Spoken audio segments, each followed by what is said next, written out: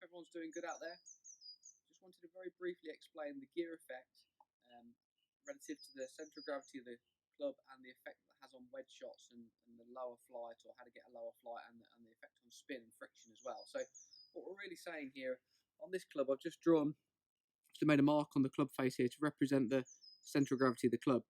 Manufacturers do try and move this around based on what they design at the time with head design and weighting. But let's just use this example for today. Now, what we're saying is that if you hit the ball or contact the ball a certain distance away from the centre of gravity, which is here, then the face will twist on off-centre hits.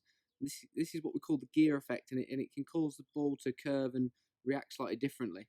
So what we're saying, particularly for the wedge shot, is that if you hit it higher up the face, closer to where the centre of gravity would be, or even above that, then what that'll tend to do, particularly if you go above it, it'll tend to knock the face or add loft onto the face, as you can see here, and then it'd make the club or the ball launch at a higher angle, and it reduces the amount of time that the ball's actually on the face, which then reduces friction and therefore reduces spin.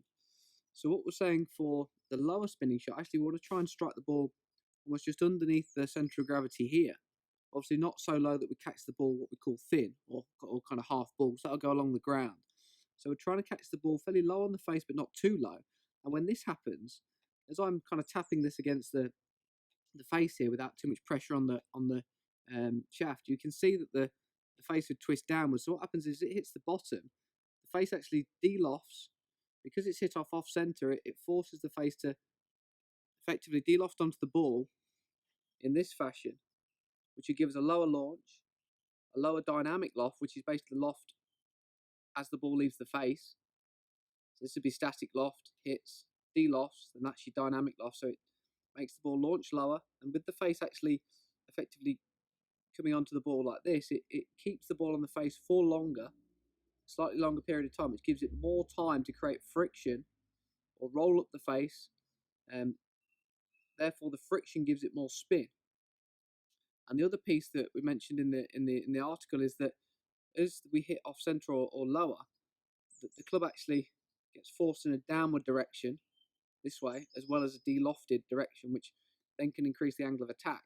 So, and then again, the best way we can try and access this lower part of the face and keep the consistency of the strike is not coming in too steep or too sharp with the angle of attack, which means if this represents the ground, as I come in to hit, the angle of attack is just very slightly down, rather than coming in too sharply here. So if I come in really sharply, it engages the leading edge into the ground, which then you can dig, and it tends to get quite stuck in the ground. And or if you're on, particularly in longer grass, the more you hit down, if there's grass underneath the ball, so if I've got the ball sitting on top of a little bit of grass here, and I'm hitting down too much, it'll come high off the face, and then it gives it that higher launch, less spin. So we're actually trying to pick the ball off the top of the turf or off the top of the longer grass from a shallower angle of attack, rather than coming down too much. Okay, I hope this video helps. Just a brief explanation about gear effects and the centre of gravity of the club. And any questions, comments, just post those up.